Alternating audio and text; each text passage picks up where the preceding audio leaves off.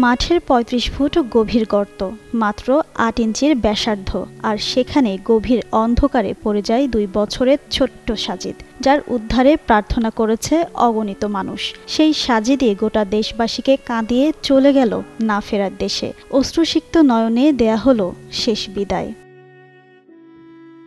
শুক্রবার সকাল 10:30টার দিকে উপজেলার কোয়েলহাট মধ্যপাড়া এলাকায় শিশু সাজিদের বাড়ির পাশে একটি মাঠে তার জানাজা হয়। জানাজায় ছিল হাজারো মানুষের ঢল। এরপর বাড়ির পাশে নেককিরি কবরস্থানে তাকে দাফন করা হয়।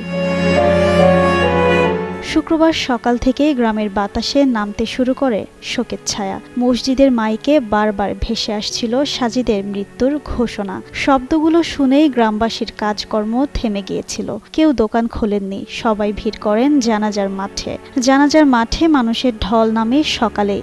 বৃদ্ধ থেকে শিশু, সবার চোখ ছিল ভেজা। সাজিদের ছোট্ট দেহটি যখন সাদা কাপড়ে মোড়ানো অবস্থায় আনা হয়, তখন কান্নার রোল পড়ে যায়। তার মা বারবার ছুটে আসতে চেয়েছিলেন আদরের ছেলেকে শেষবারের জন্য ছুঁয়ে দেখতে।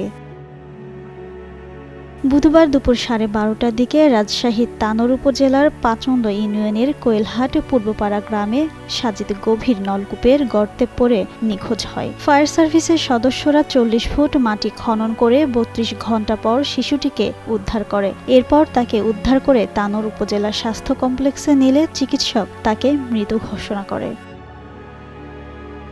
জিনাত আরা ঋতু, যুগান্তর নিউজ।